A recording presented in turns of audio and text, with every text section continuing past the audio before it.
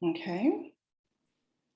So good evening, everyone, and welcome to the November general meeting of the Ward 7 Ed Council. It also happens to serve as our annual meeting, and we will have our annual report at this meeting too. So we have a very full agenda. So without any ado, I want to move to our agenda so we can get started because it is quite a full one.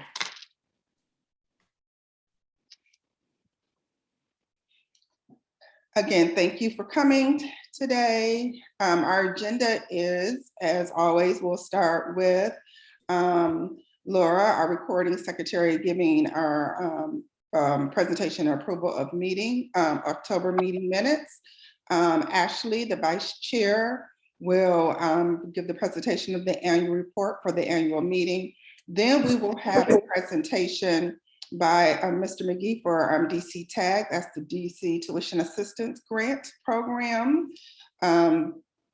Next, we'll have a very important and timely discussion around the COVID-19 child vaccine with Dr. Maia McCuiston, I think she told me how to pronounce it, but I probably destroyed it. A few updates from me. Next steps, we'll hear from our State Board of Education, Ward 7 Rep, Eboni-Rose Thompson, and we'll close with announcements. So thank you all for coming. We appreciate you being here. And let's move with Laura coming to the fore to talk to us about our minutes. Yep, so I'll just put the link to the minutes in the chat again. You should hopefully be able to access them. I guess just give a moment for people to read them, and if there's any corrections that need to be made, please let me know.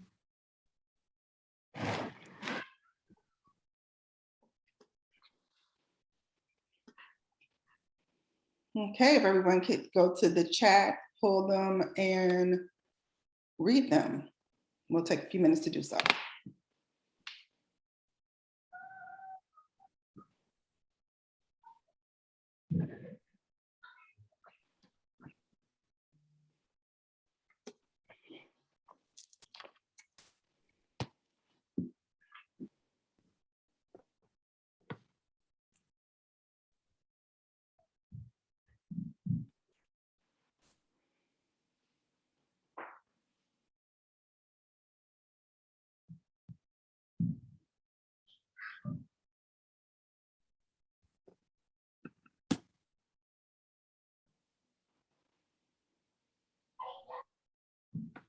Just in the interest of time, I don't know, I guess I move that we accept the minutes as written.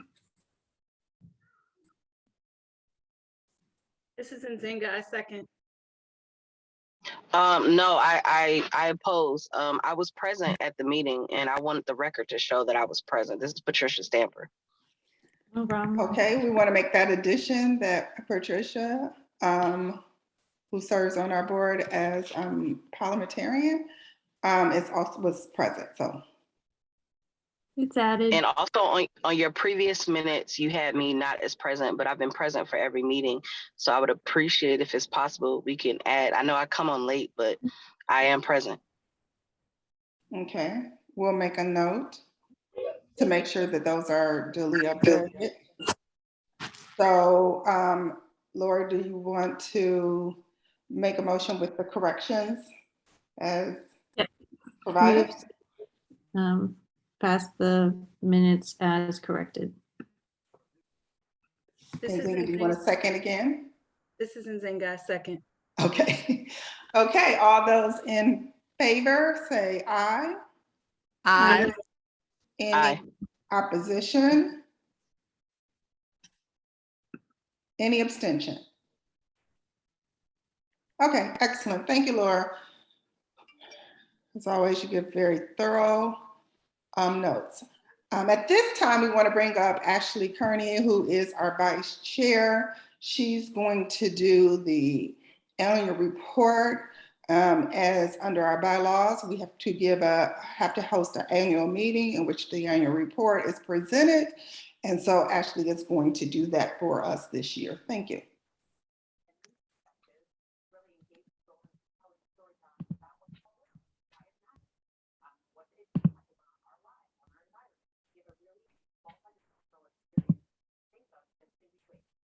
Okay, perfect. I'm going to go ahead and start. This is the annual review for 2021. So the agenda for this particular report is the introduction. It's going to go through who the team is currently, results from last year, what you can expect coming up next, and then the close. Note that this report is also going to be shared out as well. So just to introduce for folks who don't know, we're definitely proud of the progress that the team has made. So we'll go over some wins, some losses, but also the expectation. Our mission is to make sure that the Ward 7 Education Council organize, collaborate, and advocate to ensure access to high quality, community-based public education as a matter of right for Ward 7 early childhood, pre-K through 12th grade, and adult learners as well. The values, which you saw in the minutes, were briefed at the last meeting in detail, but they include at a high level equity, access, health and safety, joy, and also responsiveness. The current executive board is on the screen, all present today. Dr. Marla Dean, the Honorable Eboni-Rose Thompson, Laura Fuchs, Nzinga, myself, Manla, and then also Patricia Stamper. Our priorities, just to make them clear, we are prioritizing awareness. So raising awareness amongst our families, our educators, our school staff, and our communities. Just want folks to know, one, who we are, but also attract students and teachers to our schools. We want to make sure that we're advocating, particularly for establishing and protecting our feeder patterns, right? And most importantly, advocating for a stable and predictable funding for Ward 7 schools, given the challenges that we already have. We want to make sure that we're setting folks up for success. Legislatively, we also want to ensure that the Ward 7 Education Council ensures representation in any impending boundary assignment commission, and also to track and engage in any critical legislation that impacts Ward 7. Also, a major priority last year and going forward is to make sure that we have a COVID response. So we're supporting families during the COVID-19 pandemic, and that's continuing through the 2021-2022 school year as well. You can see on the screen in front of you, again, the report will be sent out because it's a lot, but month by month topics have been shared, aligned to our priorities with speakers. So September 20th, we saw that we had a speaker covering the topic of navigating pandemic schooling, because obviously we had virtual learning going on. Chancellor Farabee attended. We also had the DC Public Charter School Board Executive Director, Michelle Walker-Davis. We're also joined by Dr. Curtis from Ron Brown, who's a psychologist. ANC, we had Antoine Holmes. We had Lorraine Kennedy from Plummer, which was a teacher. And we also had Carla Reed serving to support in a panel discussion on pandemic schooling. In October, we had the 2020 annual report, because we have to have those in October or November, similar to this one. Also had Ward 7 parent and educator listening session on virtual and outdoor learning. In November, our topic included school reopening plans with the late and former WTU President Liz Davis, and that covered the DC Comprehensive Plan and impact on public education, along with C4DC, Matt Fruman. In December, we took a holiday break. January 21, we actually kicked back up the year. Ward 7 Education Council talked about education issues impacting the ward with at-large Councilmember Christina Henderson. February 2021, there was budget conversations. We had DCFPI analyst Kabila, and then also COVID vaccination updates with Ward 7 Councilmember Vince Gray, who serves on the Council for Committee on Health.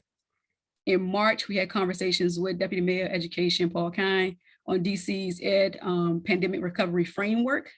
And in April of the same year, Ward 7 community discussions on school budgets, which also took place late into the year. We had elections, budget conversations continued into May 2021, and also in June of 2021. But in May, we had a chance to celebrate our 2021 DC Teacher of the Year, Alejandro, who is from Aton. And then also, again, in June, we talked about the budget. You'll see in the annual report in detail, month by month, sort of the sections of what happened, but there's some news categories, State Board of Ed updates, DC Council updates, things that happened, the priorities that stood out, and also engagement opportunities. What we saw at the top of the year, 2021, was a major part of the split. We were returning from virtual learning to in-person learning and really trying to highlight what families wanted from Ward 7. The Office of Student Advocate released safe passage reports. We had major work coming out of SBOE, including past resolution to fund outdoor learning opportunities and an interim report for the STAR framework. DC Council also had roundtables and engagement opportunities, included petitions, which also the Ward 7 Education Council signed a petition to urge Mayor Bowser and Councilmember Mendelson, DC Chancellor, to retain all DCPS staff. And that was a huge issue during last year, given the pandemic. And I think we go through that almost every year, honestly. But April through June, education tracking, you'll see in the news, we were doing not only education issues, but all issues that impact families, including residents struggling with making rent and raising awareness on those things. SBOE included student representatives from 2 and 4 serving 2 seats. We also approved resolutions in that area as well, as did engagement on school budget advocacy, which was led by the Ward 7 Ed Council.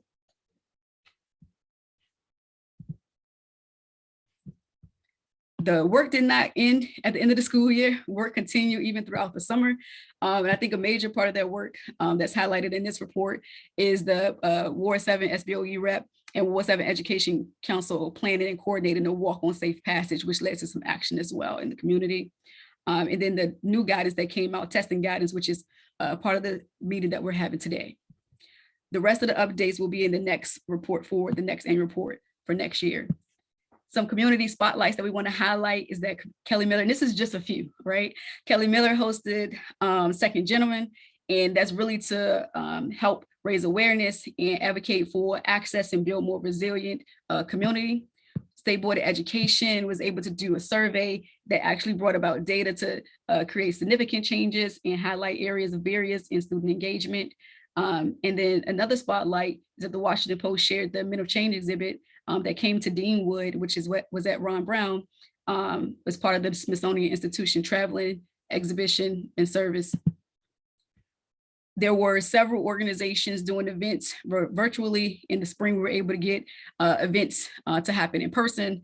And so from virtual curriculum fairs to scholarship fairs to books and baseball, anything that's helped our students and families. Want to recognize in this report our partners in collaborations and also advocacy efforts. You'll see on here C4DC, which helped with fair budget, outdoor learning, comprehensive planning, and DC candidate assessment on education issues. The WTU supported with reopening issues, collaborations and advocacy with DC FPI, and the Strengthening Families Through Behavioral Health Coalition on budget issues. The Digital Equity in DC Education supported with technology access and virtual learning. And our ward-based education councils from across the city supported with petitions for school funding. In terms of what we're doing going forward, part of the strategic plan, of course, you can have questions and comments about this. Again, the report will be shared. The biggest part of our strategic plan is to make sure that we're establishing relationships with parent and teacher point of contacts at every Ward 7 school to improve two-way informational flow. Another goal in our plan moving forward is to establish organizational relationships with the LSATs and the PTOs. We're aiming to create a system for communication of Ward 7 education priorities and current important issues. Want to recognize families need transparency about school facility safety, cleanliness, and also COVID contact transmission in schools, huge right now. Part of this plan is also to identify responsible government agencies who must be held accountable for providing those facility safety and healing. We want to advocate for options for virtual learning, which we made some progress on that, but still aiming for it. Engaging in standard budget season always to ensure quality and continuity of programming. We're aiming for changes in DCPS budgeting formula. There's some moves on that as well. Following federal funding for COVID relief is a goal of ours. And then the last two, but not least, is to support safe passage legislation. We've already had a meeting on that as well, advocating that safe passage issues particularly include safety from interpersonal violence and safety of civil infrastructure going to and from school, not often seen in safe passage conversations, and then highlighting school system governance. I apologize for the brevity. Again, the support will be shared. We do have a packed agenda. Do want to just give a quick summary. The highlights here is that we're delivering for our families, right? We had over 150,000 meals delivered during COVID. And also we know COVID is still continuing, but part of that work with that team was amazing. Our schools rock. We know that. We have teachers, students, and parents being recognized and doing big things for our community. We want to make sure that we spread that awareness and have those folks at the meeting as well. And we're getting our work done. So we've joined Action Network in urging CDC to cancel park testing, resulting in OSCE waiver that canceled the test for last year. Ward 7 SBOE rep and Ward 7 Education Council planned and coordinated the Walk for Safe Passage action. And we also participated in 2 back to school events, which both had over 1,000 supply filled backpacks. We had 500 uniform vouchers, and then we collaborated to give 500 digital devices. So without further ado, we want to say thank you for your support and your commitment, and we definitely look forward to working together. The email is on the screen and the report will be forthcoming. Thank you. Thank you, Ashley, for that wonderful annual review, annual report. I want to personally thank Ashley for working very diligently to pull this together. She worked in collaboration with the SBOE rep, Eboni-Rose Thompson, who was the chair last year. So we want to thank both of them for the work done there. Okay, we're going to continue to move. Hold on 1 second. I'm going to take back over the screen.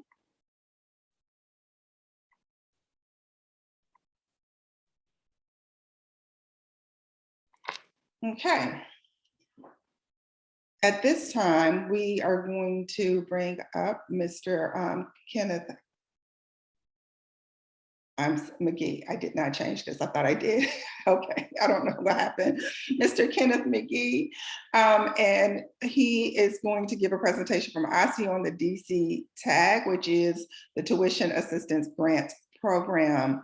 I changed your email, but not your name, but that's the most important piece, so people can get in touch with you. I'll make sure that when we send this out, that your name will be also correct. At this time, Mr. McGee, you have the floor.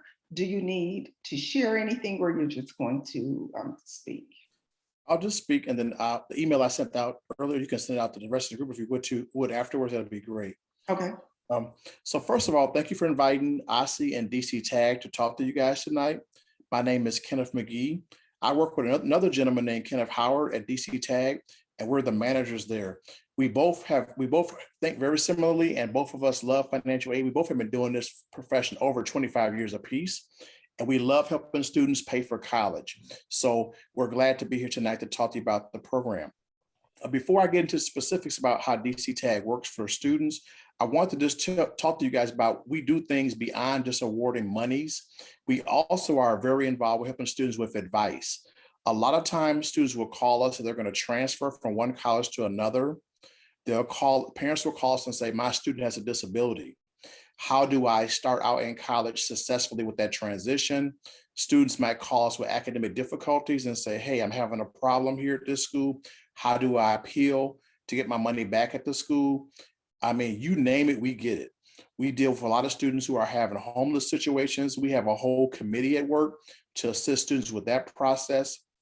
And then on an annual basis, usually in mid-September, and then we do follow-up sessions as needed. We meet with all the high school counselors in DC to do a professional development day with them. We also invite people who do like family and child services, people who do disability services, and we also invite public and public charter school staff both to do an in-service with them, where we talk to them about how the new FAAP, which is called the Free Application for Federal Student Aid, how that has changed and how the questions will impact DC students specifically. And then we also cover with them things that have changed or stayed the same with the DCTAG application. So every year we do annual training with all the high school counselors across the board. And then we do follow-up trainings with each individual session, it could be individual schools, et cetera, as needed to make sure that people are on the same page. And then we cover, again, specific items that might trip up DCTAG, DC residents involving family situations, etc. So we do a whole lot more than just award monies and that's it. We have professional articles we've written on pretty much everything you can think of as DCTAG staff, everything from, again, transferring school, how to be a student successful in college disability services, how to, you name it, we pretty much have dealt with it, even down to how to create your first academic schedule. We're really have a holistic approach to help students out through the college process. Now, get into specifically our direct charge versus our indirect charge that's related to it. We award monies for students to go to college.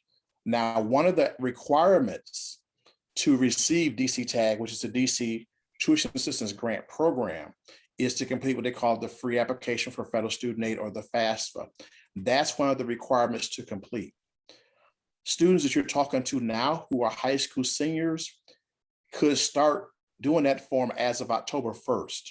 So what we're trying to do is encourage every DC student to complete that application before January of next year, because the sooner they complete the free application for federal student aid, they can put their top schools on that form, and then those top schools can just start making decisions about if they have monies from the school they're going to give them to go along with the FAFSA.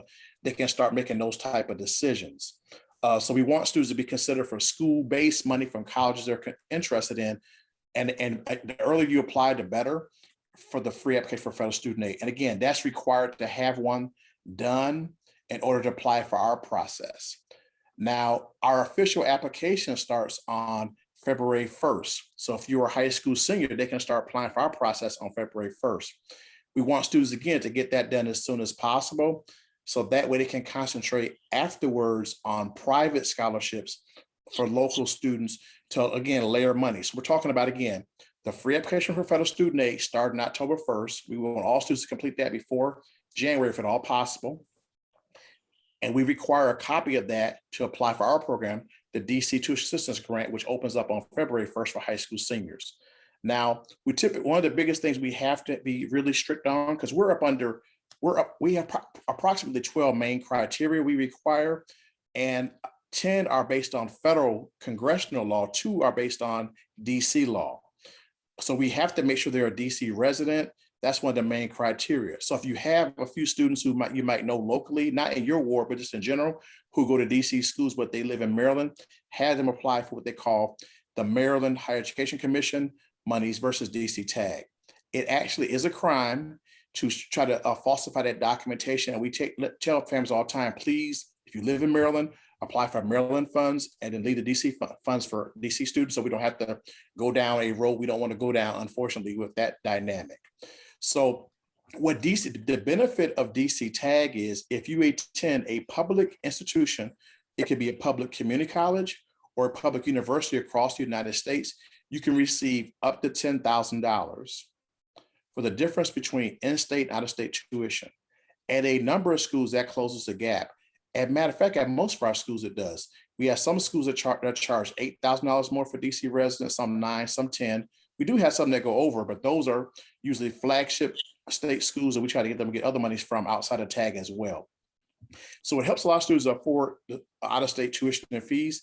If they want to go to a private school directly in DC, there are quite a few students that do that. They go to, like, for example, George Washington, Georgetown, American, and Trinity. Washington University is the most popular option in this area for local schools. Montgomery College is another popular option for local schools. And a few people go to Northern Virginia Community College. They can receive, if it's public, they can receive up to $10,000. If it's private, like Trinity Washington, Georgetown, they can receive up to $2,500 a year. If they're going to a private HBCU across the country, they can receive up to $2,500 a year as well too. So those monies help students go to school. We get about 6,000 applicants every year, and most of the students do qualify when they turn in the proper documentation. And then once they go to school, another benefit is this too. We have a contract the schools have to sign to say we cannot hold the students up. They cannot hold students up for dropping from classes, library, etc. Because they have to wait for the monies to be dispersed to the school. So it assists them with the billing as well too, as far as registration and things of that nature as they go forward. So we Mr. Howard and I both, again, we love what we do. We're here for the students, and we enjoy a holistic approach to help them out from, again, applying from the program through getting through with school as well too. So I did send an email out with a link directly to our webpage. It lists things, for example, our checklist of required documents.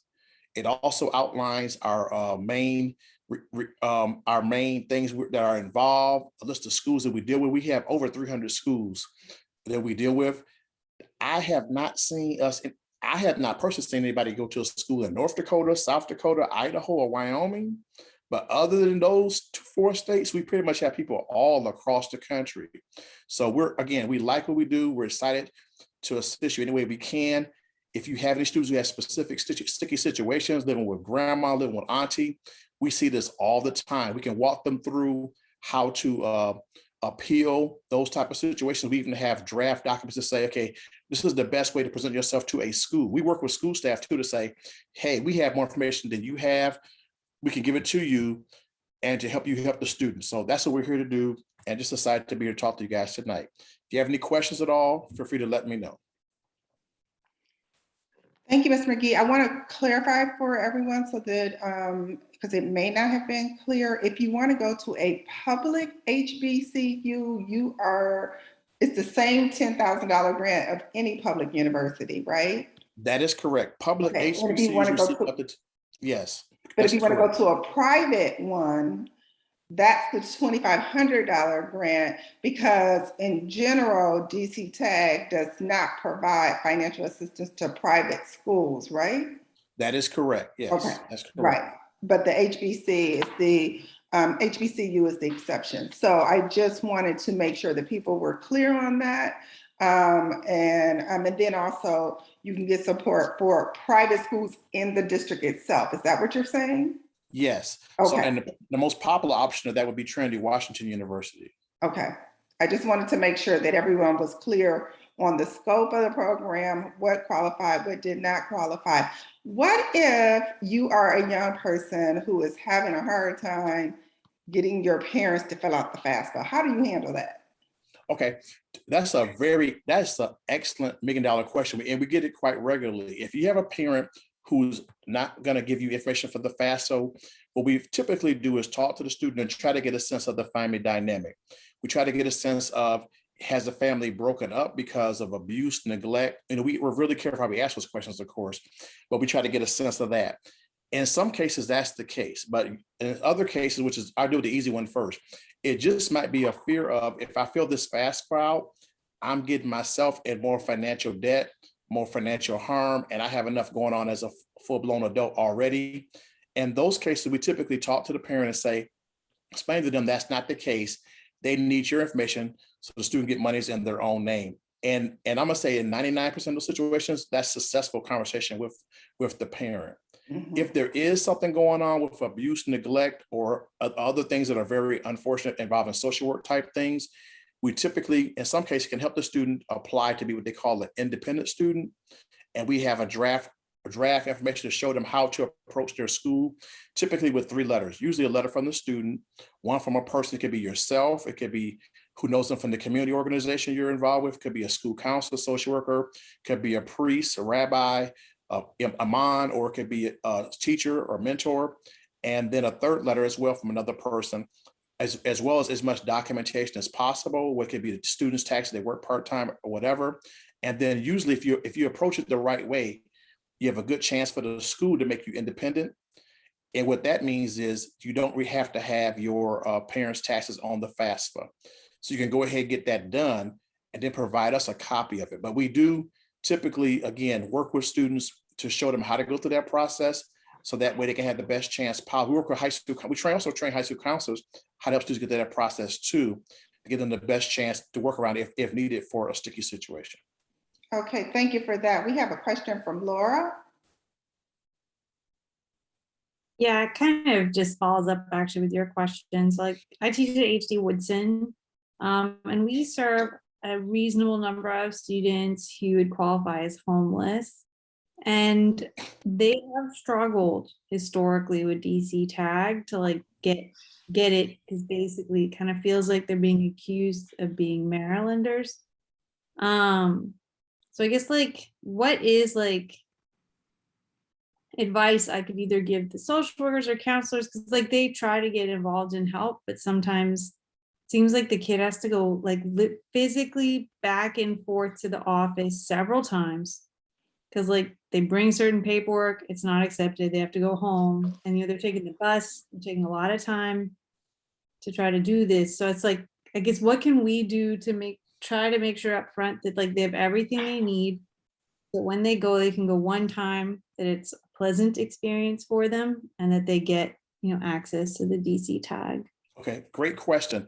We've actually spent the last 2 years training high school counselors on this topic as well too, because we about 3 years ago, we did have students who were having some troubles getting that documentation. And it personally made my stomach sick. I'm gonna be honest with you. It upset me because I thought to myself, this is not fair to the students. So I trained high school counselors the last 2 years on how to cut down those trips to one, if at all possible. The first thing we did was we trained them on the definitions for being homeless are exactly the same on the FAFSA as they are for DCTAG. So there's not two definitions for two different programs that are real close in the first place. So they're exactly the same. What we need is a letter. If we need documentation, there's just one letter we need. And that letter would just simply be from somebody who's a school official that can verify that they are in fact homeless. Now, the easiest hoop to get through would just be a McKinley-Vento letter. If whoever is authorized at school to give us that letter, we have that letter and a successful FAFSA, and then we're done. So I can actually say, I would be glad to see the presentation that I gave the high school counselors as well too. It outlines exactly that, but a McKinley-Vento letter, and that's it. And plus a successful FAFSA, you fill out our short application online and you're done. There's no more trips back and forth. That is the process. So that's something that we have resolved, because again, it personally made my stomach sick to have students chasing down letters in the summer because they did not have that proper information. So that's been resolved, and I'll be glad to send you how that process has been outlined. Mr. McGee, thank you.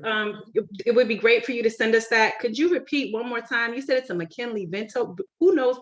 People know what that letter is? They should. School, Your I can send counselor you. should, yeah. Yeah, counselor should.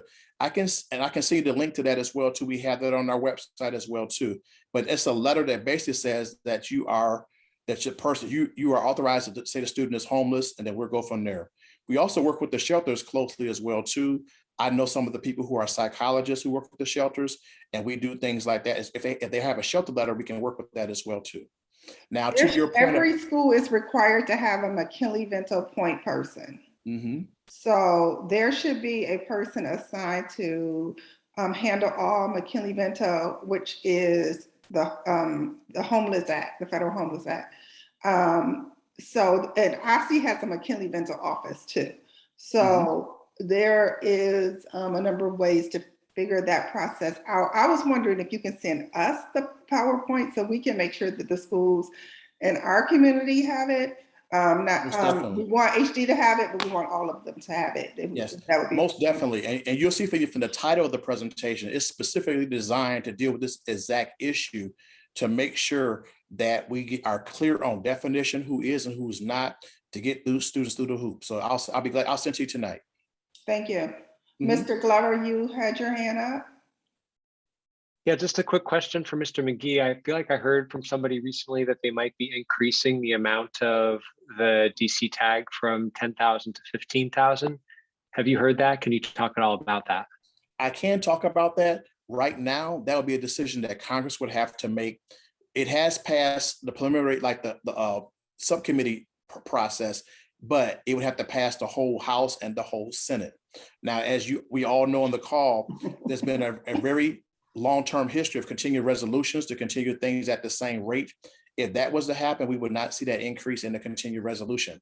And that's been going on for quite a few number of years.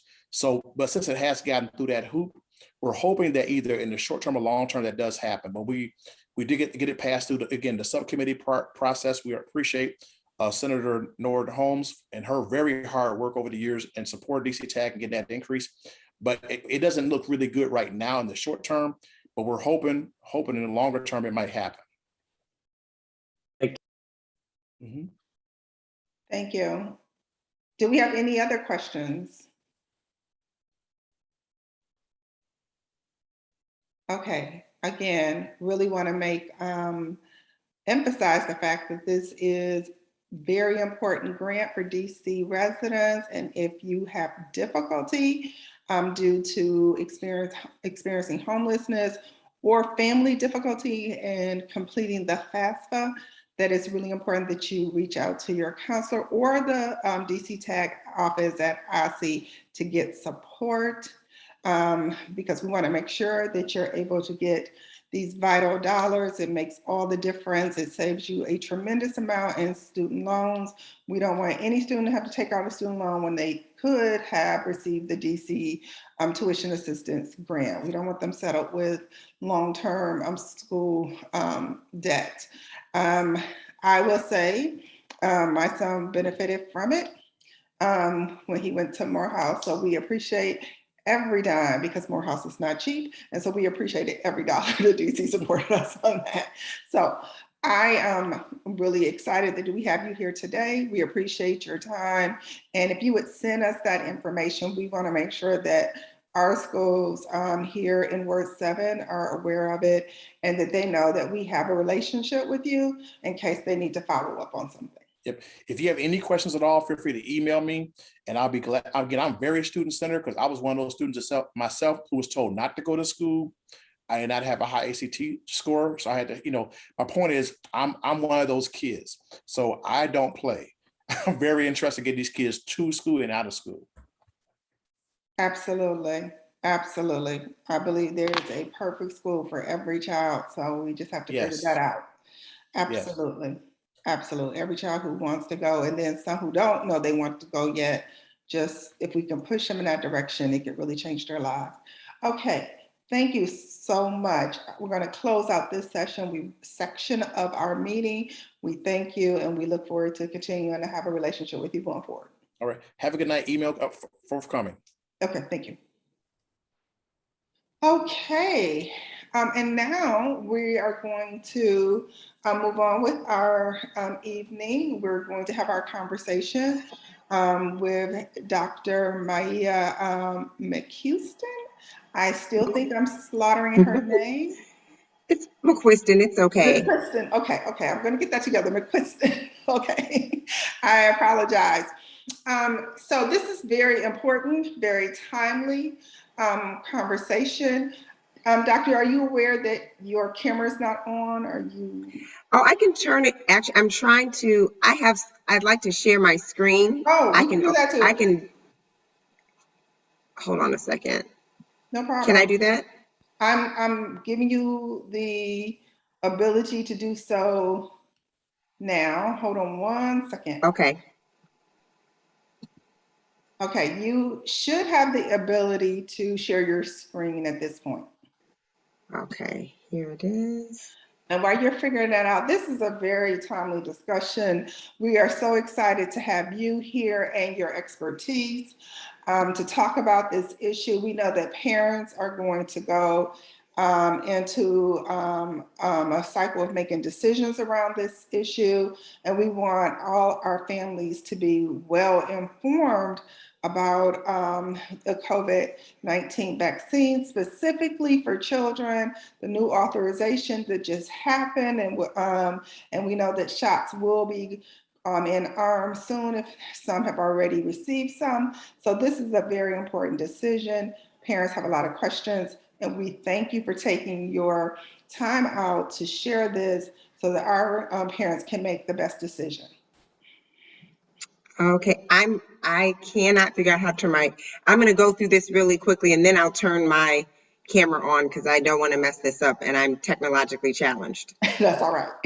Okay, so I thank you for having me. I'm just going to get started so that I don't get too wordy, because it is actually a very sensitive topic to me as a provider who has not stopped working a day since the beginning of the pandemic. So thank you very much for having me. I'm very excited about the vaccine, and as a pediatrician. I'm not always one to jump on the newest, latest, and greatest. I think desperate times calls for extraordinary measures because I don't think we're desperate. I just think that we need to go ahead and get this done. So I am Maia McCuiston. I am a pediatrician of the brand new McCuiston Group Pediatrics and Lactation in Washington Hospital Center. We are now fully 2 weeks old, and I have been a pediatrician for 17 years. So COVID-19 vaccine in children. Let's just start and talk about kids and COVID-19. From statistics, we know in February of 2021, which is actually almost a full year after the onset of the pandemic, there were about 3 million children that tested positive for COVID-19, and that was about 13% of reported cases. Severe illness is extremely rare. However, children did become infected or affected, by something called MIS-C, which is multi-inflammatory syndrome of children. This is when, like an autoimmune or something that children are affected by, is called Kawasaki disease. And basically the body starts working on itself. They have all these symptoms. Children are in the intensive care room, intensive care unit, and are gravely ill. What's very interesting, while children typically don't get super ill, there's no way to tell who will and who will not. And one thing to note about MIS-C, or multi-system inflammatory syndrome in children, is that in the United States, 70%, and I'm going to say 70% again, of reported cases of MIS-C were in Black and brown children. So why vaccinate kids? I've gotten this question a lot. If kids don't get super sick, then why should we vaccinate children? The number one reason is that pediatric vaccination is a public health tool that can prevent the spread of disease. And the reason we have a pandemic is because this disease is spreading rampant. Children are less likely to develop severe illness, but they are still at risk. And those previous statistics I talked about were in February of 2021. But as we all know, in late August, early September, there was this thing called the Delta variant. And in September of this year, about 30% of those reported cases of COVID were in children. And I actually was in Memphis at the time visiting my aunt, and it was very different than in the district. These hospitals in the South, so Arkansas, Tennessee, Texas, they were inundated. The ICUs were overflowing with sick children. The Delta variant is highly contagious, and it sent more children to the hospitals and ICUs than any other time in the pandemic. And I'm going to reiterate again, there is no way to determine who will get sick and die, and unvaccinated children spread disease. So let's talk about, how does the vaccine work? I know people are scared about what it can do and what it can't do. It is an mRNA or messenger molecule, and this technology is not new. It may be new for vaccines, but what it is the molecule acts like a set of instructions. And when it's injected, our cells read these instructions and learn how to make this spike protein that you see on the slide. This spike protein causes the body to have an immune response. This immune response is when the body makes chemicals to fight infection called the antibody. One thing to note is that when injected in the body, this chemical fuses to the cell, it creates the protein, and then the cell destroys it. So this molecule, these chemicals are not floating around your body. A lot of people have questions about age versus weight. Can't my big 10-year-old go ahead and get the higher dose? And if I have a 4-year-old, shouldn't I, I'm sorry, excuse me, let me use 5-year-old. I'm sorry again. If I have an 11-year-old, shouldn't I just wait until my child is 12 to get the higher dose? And the truth of the matter is that age is more important when it comes to vaccination than weight. When we're talking about medicine, weight is important because it's dosed by weight, but when we're talking about a vaccine, we're talking about the immune system. And the immune system of a 5 to 11-year-old is much more robust than that of an adult. Again, we don't have a vaccine for 6 months to 4 years, but their immune system is even more robust, and so it's different. So if you have a big 5-year-old and a small 5-year-old, their immune system is the same. And so I will say it again, age is more important than weight when it comes to the vaccine. And finally, let's talk about the COVID-19 vaccination in kids.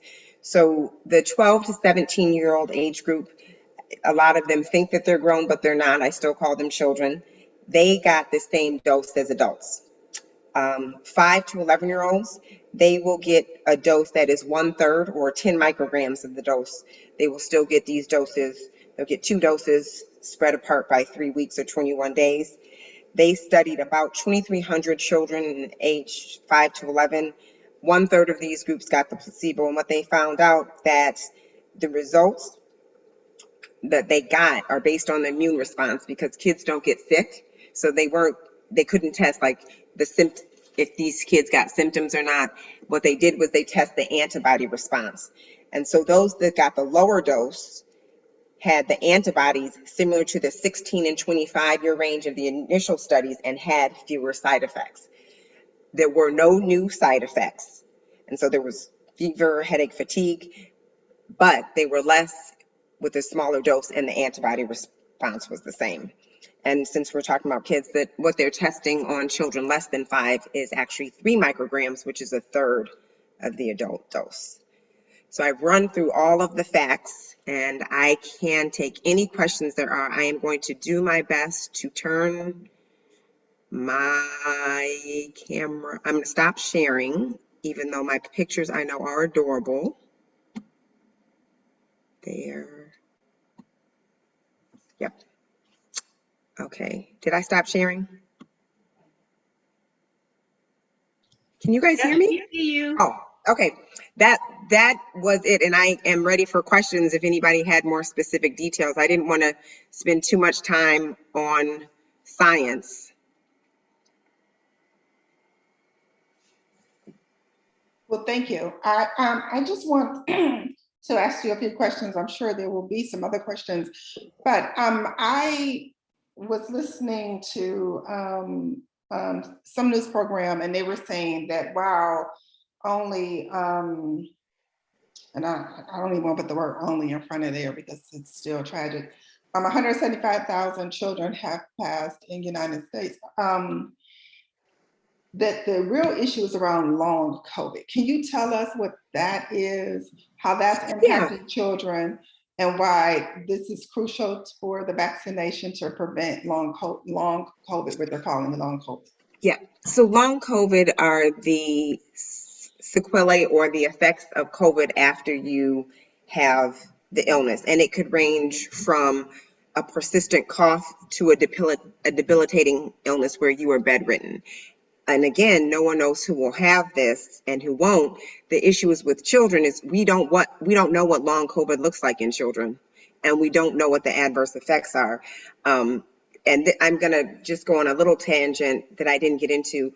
One of the things that COVID has brought about in children is mental health issues, and they are serious. There is actually a public health crisis when it comes to mental health illness in children. Children are anxious, they don't understand, they are feeding off the anxiety of their parents, they are depressed. So long haul syndrome in children, we don't know what it looks like, we don't know what it could do, but that is one of the things that we talk about, the reason for vaccinating and preventing children from getting it.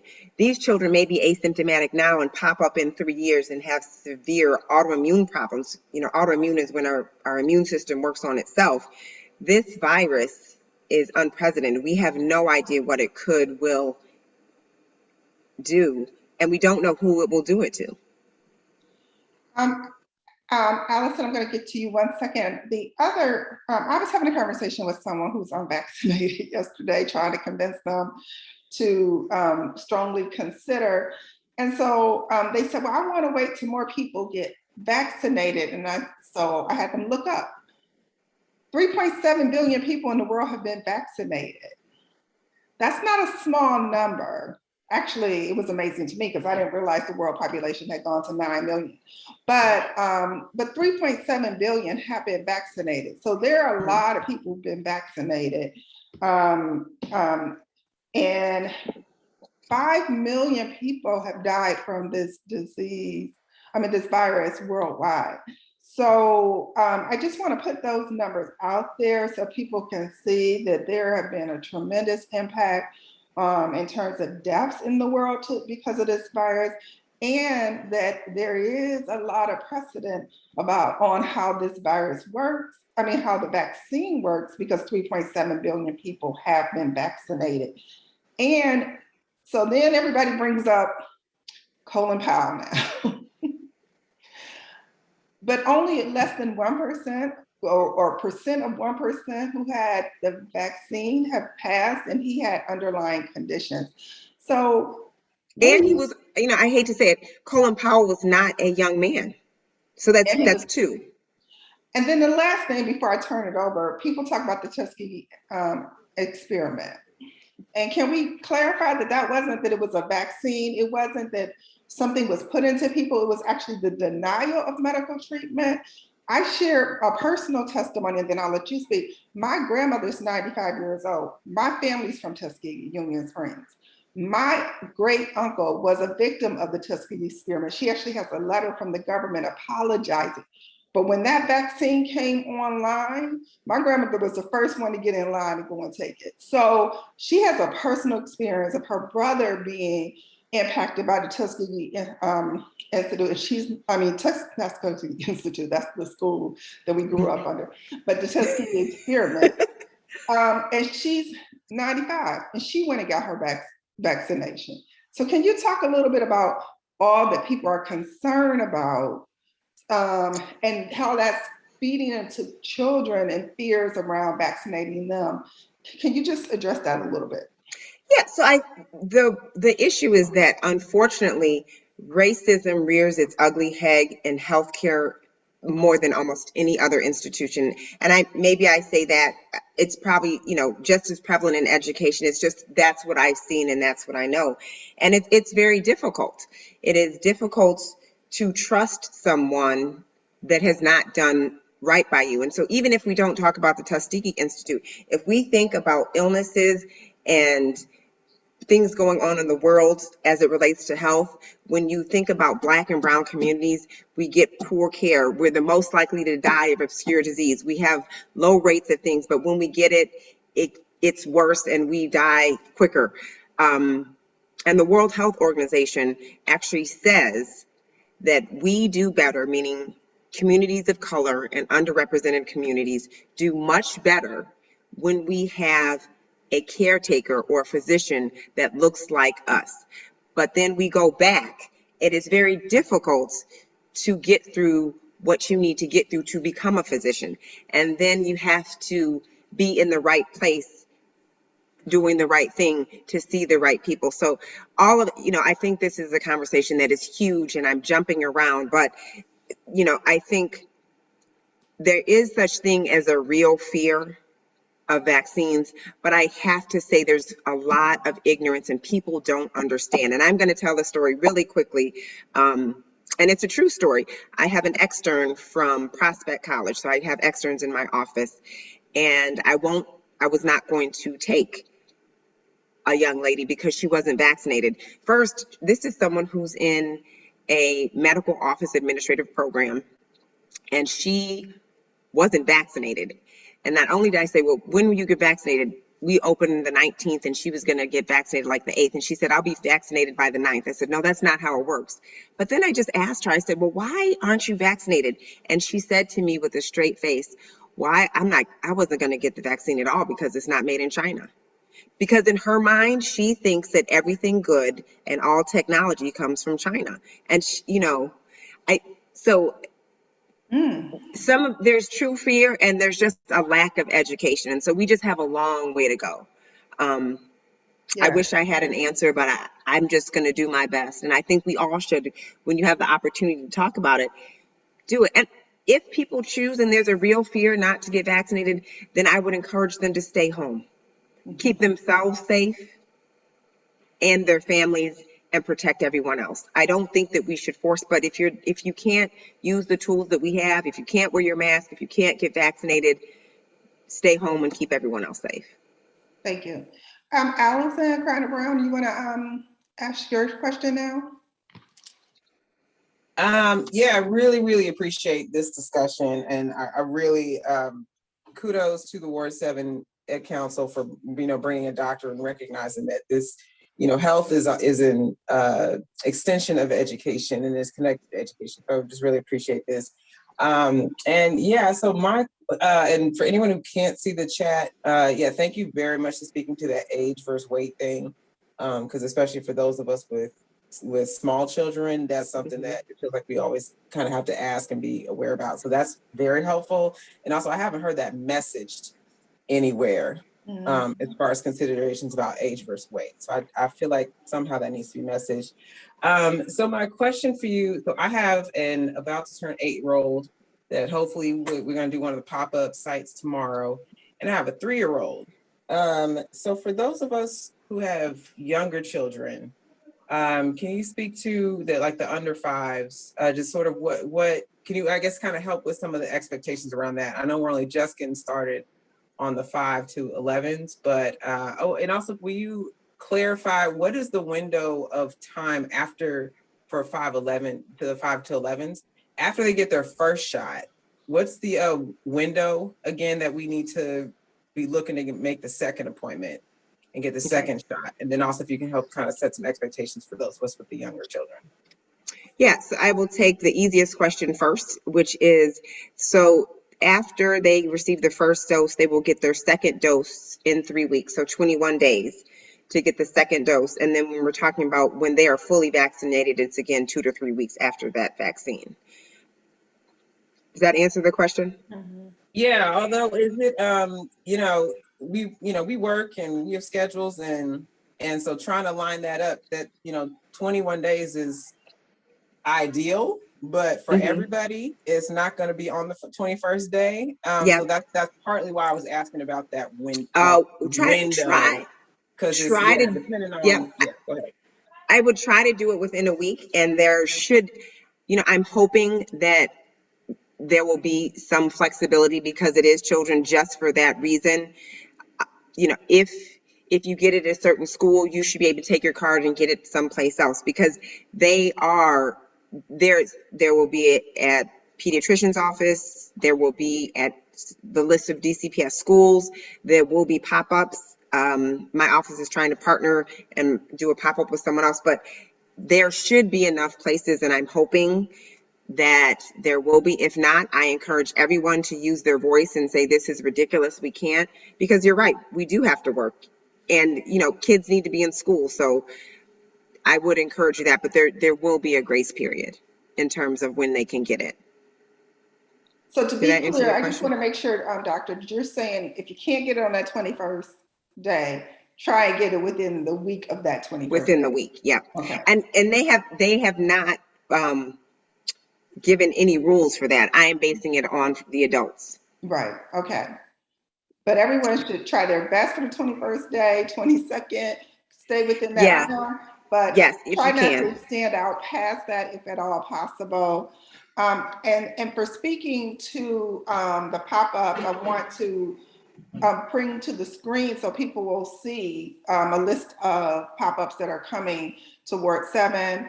Friendship Below Pierce Elementary and Middle on 11/2, Kimball Elementary on 11/9, Plummer on 11/17, Smothers on 11/13, and Thomas Elementary on 11/19. So there are quite a few coming online next week. And we want to make sure that everyone is aware of that and you can go there. So we just want to make sure that people don't know about that. But I do think Allison raised a really good point about the age weight thing, because that has not been messaged very clearly. And that was new information for me. And I appreciate you bringing that to our attention. I think she had another question, and right about the for the under 5, just sort of some expectation setting. Yeah, so they're now testing 3 micrograms, which is actually 1/10 of the dose in adults, and there have been promising results. The issue again is that in the younger age groups, they have a really robust immune system, which is why when children get sick, they often get fevers more than adults.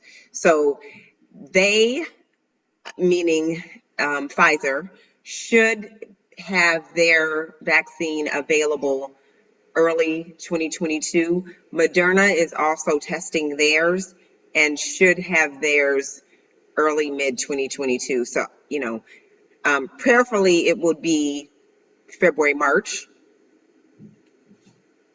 Okay. And just for clarity, when you say children get fevers, is that because that's an indicator of their immune system kicking in? That's why, okay, I just want to make Yep, sure. that's all the fever is. A Yep. fever is a sign that you are fighting an infection or that your immune system is working. So while we all, we get nervous about fevers, I would be more concerned about a child that had a significant illness and had no fever than one that had a high fever. Okay. Okay. Are there other questions? Because this is a very important and timely discussion.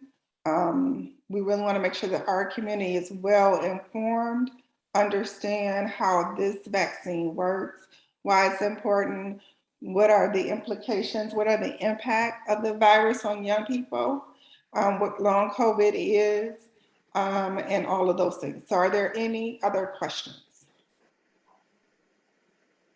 I think there's a hand. I don't see it, so would you just come off mute? John Glover. Hey, Dr. McCuiston. Okay. Hi. Hello. So a quick question for you, which is, what would you say to folks who, especially for the 5 and under or 5 to 11s, are not against the vaccine, but want to wait for full authorization before they get their children vaccinated? How would you talk to them in your practice? How would you suggest we talk to them as community members and as educators? That's a difficult conversation. The first thing I would say is I have no idea when we will get when the FDA will fully say that this is safe. But I think the conversation is how I approach vaccine hesitancy is to ask what the biggest concerns are. So I understand, and I would prefer if people aren't comfortable that they actually wait. If you're really not comfortable, then you wait. But the answer to the question, plain and simple, is why are you uncomfortable? Is it just because you don't know? If it's because you don't know, then I talk about the 2,300 children that have been tested and that there have been no new side effects. I talk about there is, if you have had anaphylaxis or severe allergic reaction to something called polyethylene glycol, it's the same thing in Miralax, then I would say that would be a reason not to get the vaccine. But outside of that, I can't think of anything. And the most compelling thing is I have a 14-year-old, and I think he might have been the first in line to get his COVID vaccine. I have an 11-year-old, and I just saw, thank you, someone put a pop-up tomorrow, 11 to 5, because I'm a new practice and I just got my refrigerator today. We don't have our vaccines yet. I will find some place to take him and get his vaccine as soon as I can. I think when it comes to vaccine hesitancy, as Marla was talking about, there are a myriad of reasons. You have to meet people where they are. We cannot judge people when they won't get their vaccines. We cannot shame them, but they need to understand that this is a public health emergency and they should get vaccinated. And if they need to have ongoing conversations, great. But if they choose not to, then let's talk about how to keep yourselves and everyone else safe until you make that decision. Thank you. Well, thank you. Are there any final questions? We truly appreciate you sharing your expertise and your perspective. So we want to make sure, okay, we have one last hand. Patricia, you want to ask a question? I have a quick question. My son, he's immunocompromised, I guess qualifies as, because he has asthma. My question is, if I take him and get his shot tomorrow, will he be adversely affected from it? Like say this weekend, if he's like highly active playing football or outside around his peers? So purely from the asthma and the vaccine, no. But not because he has asthma, but because of the vaccine and the way it works, he may be tired and he may develop some side effects, not because he has asthma, but just because he is between 5 and 11, he got a vaccine and his immune response may be different. It's just like the adults when they got it. So when I got my vaccine, I was not good for like 24 to 48 hours. And it is not dependent on the fact that he has asthma, because there were children with asthma in the study and there were no published adverse effects, but because he just got the vaccine. So what I would say is, not because he has asthma, but because he got his vaccine, he may not feel like playing in his football game this weekend. Thank you. I appreciate that. Thank you. Okay, well, thank you, Doctor. We appreciate you coming, sharing your expertise. This is a very critical decision parents will make for their children. So we want them to have the information they need to make this decision. We know that parents always seek to act in the best interest of their children. And we just think by giving them the most information, they can make the best decision for their child. So we thank you. We really appreciate you today and what you shared with us. And I really appreciate being informed on the age versus weight. That will help me with my the children in my life, and I'm sharing that with my family members and friends, because that is not widely being announced and published and stated and shared. So we thank you with that. Thank you so much. You guys have a great evening. You too. Okay. I just want to bring a few Ward 7 updates, and just to let you know that in September, Ashley talked about that, but along with State Board Rep Eboni-Rose Thompson and Councilmember Gray, we Ward 7 Ed Council had 2 school visits, HD Woodson and Randall Highland Elementary. There were others, but those were the ones that we participated in. Again, I want to ask that people put their name in the committee that they want to sign up for in the chat so we can capture that information. We want you to sign up for the Budget and Finance Programs, Communication and Outreach, Legislative Committee, or membership. We are taking people right now. Do not think twice about it. Just put your name in the chat, sign up, get on the committee. There's a lot of work to be done. You saw from Ashley's presentation that there is a lot that will be happening in the future, because a lot has happened in the past and we have no indication that it's going to slow up. So we need you now. Sign up and join a committee. And then we want to bring on now our State Board of Education Rep Eboni-Rose Thompson, so that she can give updates. There's a lot going on coming out of her office, and a lot that she wants to share. So I am laughing at the chat because y'all are funny, trying to give it volunteers. I have no office. My office is you all, because we share staff. I think the first thing I would like to say, so kudos for this presentation because it was awesome. I hope that as we share it, people will watch it, because I definitely learned some things. That's why I come to these meetings, not just from the state board rep. I come because I learn things, and yeah, I'm just happy to be part of a group that does such a great job. As far as the state board front, we have a couple things that I want to flag. So first, we are having 2 fall engagement sessions. One is in Ward 7. It will be at Deanwood Recreation Center on November 15th. I actually think the real flyers came out for that. When I say real, I got an email saying I could pick up paper flyers to drop off. And so you'll start seeing the announcements on social media. I know that it's not a bunch of time, but we wanted to get one in before Thanksgiving, and then there will be one following Thanksgiving on December 4th, and that'll be at the MLK Library. So if you've not been to the MLK Library yet, it's a great opportunity to get inside of the library. We are combining the work of 3 committees so people know what the board has been up to at these fall engagement sessions, and we need your feedback because there's a couple of things that are moving along. The first is the social studies standards. Those are still in progress. We are probably the only place in the nation right now where we can have a conversation about social studies standards and everybody not explode. So I don't think we rightfully appreciate that. But those are currently in front of OSCE and are going to the technical writing committee. So this is a chance for people to give some feedback on what those standards look like.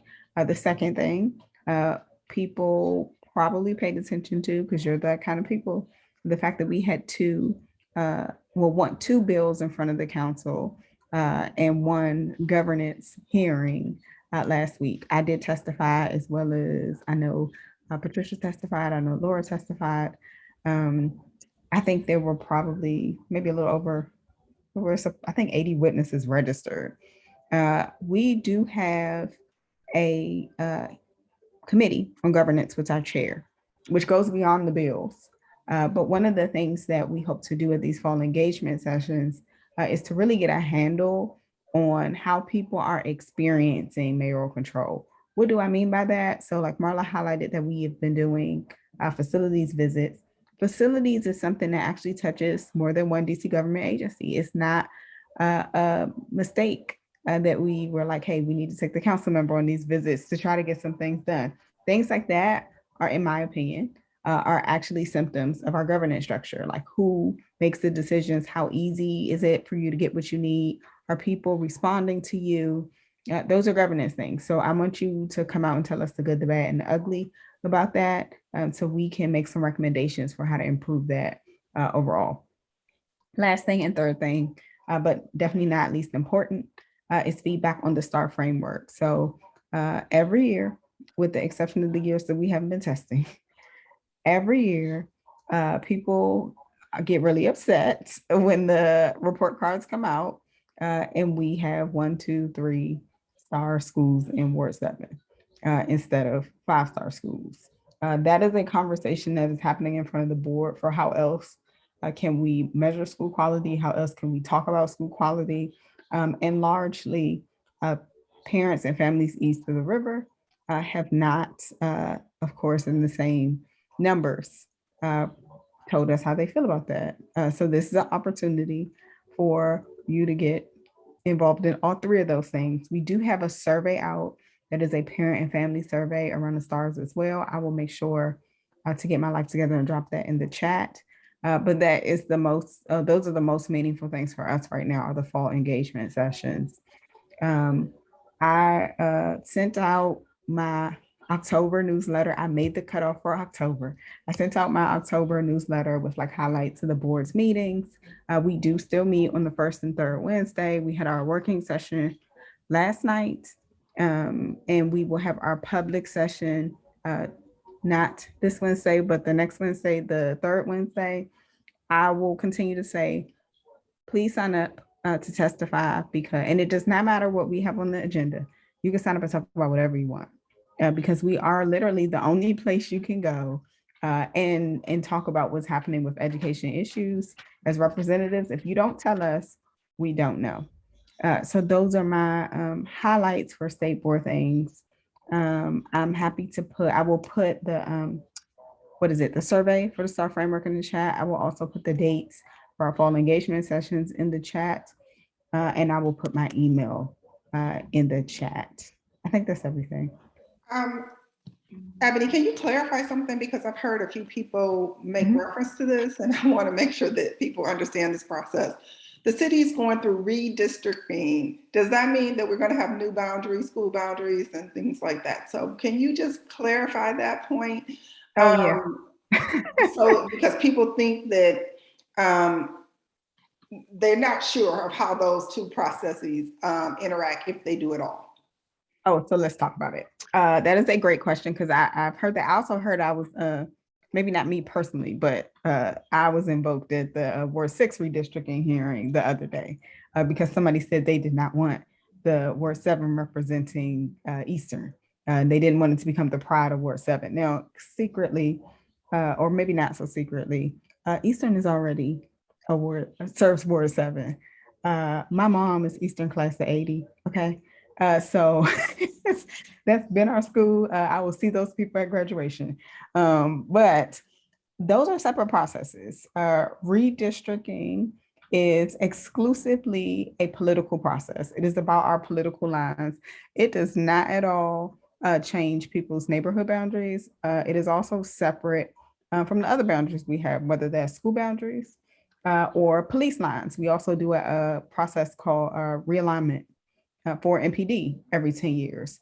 For people who don't believe me and need proof of that, I sat on the Boundary Commission, I guess it's almost 10 years ago now, with Sharona was on it with me. And that was the first time we had redone the school boundaries in 40 years. Now we do redistricting every 10 years. So I can affirm and confirm that those are two separate processes. One is dictated by the census and is required to happen per Home Rule Act. The other, we seem to not take on nearly as frequently. So they are separate. They do not affect people's neighborhood boundaries, nor will they affect any of the other school assignment policies around choice, out of boundary, charter lotteries, et cetera.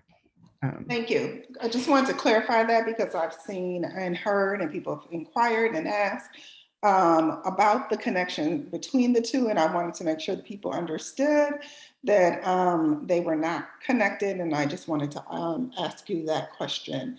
We want to thank you for reminding us about, did you put the survey in the chat yet? Did you find that? Because I asked you a No, because question. I was too busy talking, but I will do that. Okay. And I'm sorry, I forgot to say, I should say, just so people know, since we were talking about safe passage and updates, I should share, as a result of the walk, and I think maybe we shared this before, there have been some of the traffic measures put in place on that, service road. So like a lot of the shrubbery has been trimmed back. They've put in place they're building like the flashing crosswalk signs, so we'll know when they get installed. We know that the bridge replacement is happening. I don't know about the light yet on like the dark part of that walk in Deanwood Metro Center, but a lot of those things are coming to fruition.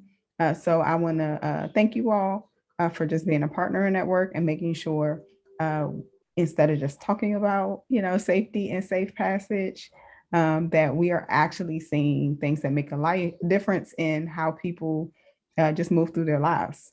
And less happy news. Some people know probably that the board passed a safe passage resolution at our last meeting. If you pay attention to our meetings, the following day, we actually had a young person and her mom. She was a kindergartner that was struck by a truck, literally run over, not just struck, outside of Burville. So that's Division Avenue. The family is recovering. I'm still waiting on the principal to tell me how people can support them as individuals. But I did attend a walk with DDOT Monday to look at like what can be done on Division Avenue. What I understand will happen so far, because we don't have a full plan yet, what I understand will happen is they will be putting in things like rumble strips. They're going to do the flashing crosswalks. They're probably going to have to move around some of the signage, because I will say as a driver, it is actually just super difficult to see like the stop signs. They are going to do some curb extensions. So they'll put together a whole plan, but we literally just did the walk Monday. So as soon as I receive what that looks like, I tend to ask people to send me pictures of what they're talking about, because I'm not fluent in traffic engineering.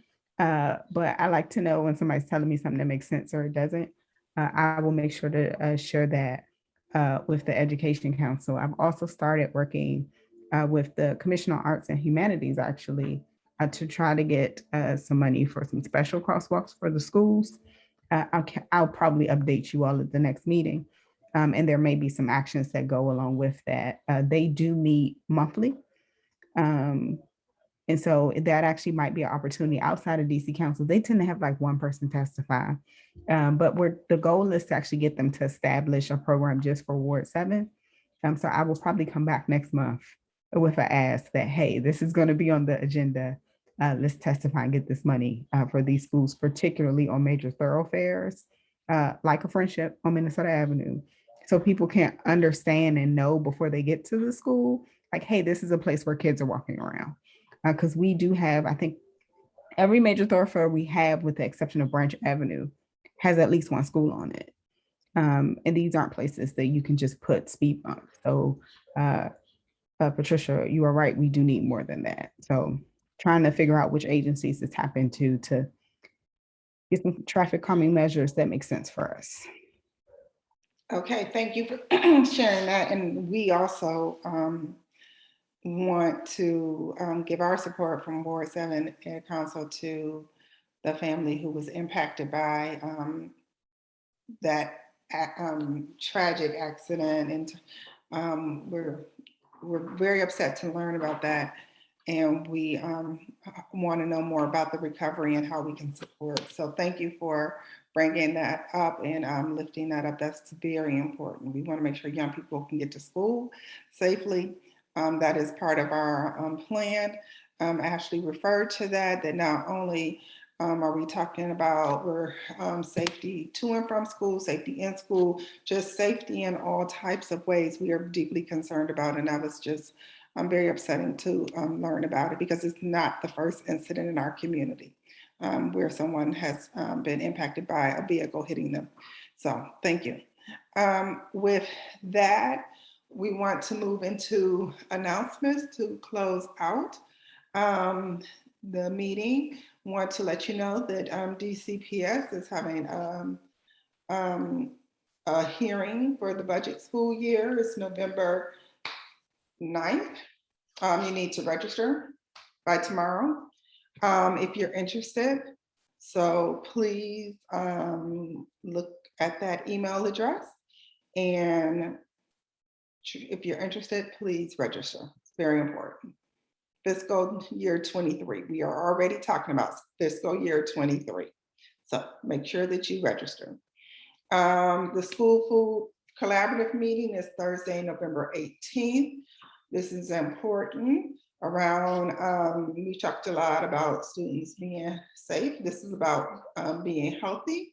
So please, if you're interested in this conversation, there is a QR code, scan it, get more information, and sign up. Give you a moment to see that.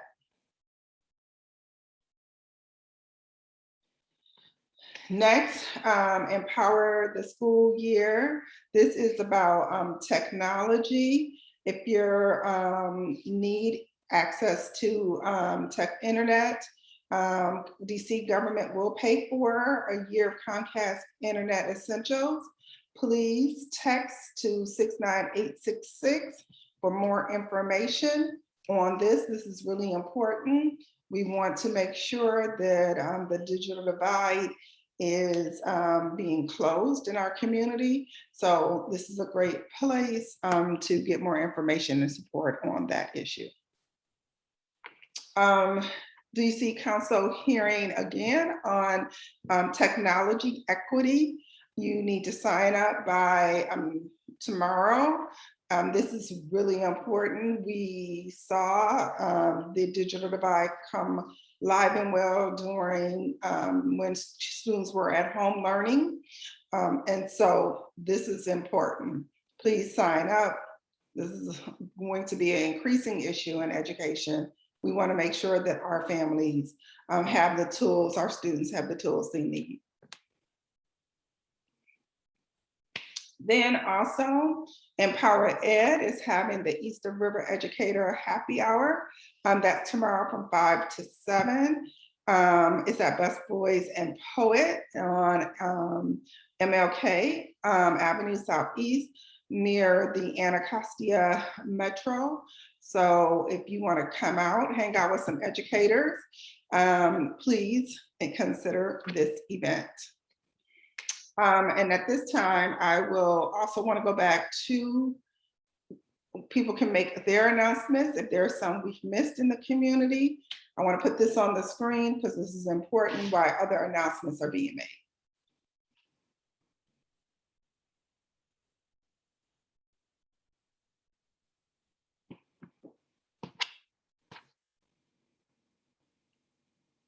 Did we get all the announcements? That's a first. I can't believe it.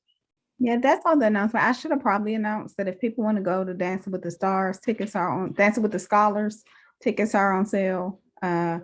This time it's a women's empowerment theme. So it's myself, Carlene, and Jessica who will be competing. I'm trying to win so my kid, my scholar can get something out of it. Wish me luck. But that'll be at the Arc on November 13th. And I want to say Belladonna is the real performance, not us. So worth the money. Okay, so that's going to be a great event at the Arc on the 13th. Please consider supporting that event. Again, see all the pop-up vaccine clinics for children that are going to be coming on board over the next week. Please make sure Friendship Low Pierce, Kimball, Plummer Smothers, and Thomas Elementary Schools. And also we have Garfield's online tomorrow. There's a pop-up at Garfield tomorrow, 11 to 5. Oh, okay. So Garfield is the first one, 11 to 5. Thank you for that. 11 to 5, Garfield Elementary. Please, let's make sure that everyone hears that one because that's the first one online. Thank you. And at the wrap all time of 8:01, 1 minute over, if I can have a motion to adjourn, then we will do so. So moved. So moved. Okay. I don't think there's any objections, so we're gonna close out. Everyone have a great night. Night, y'all. Good night.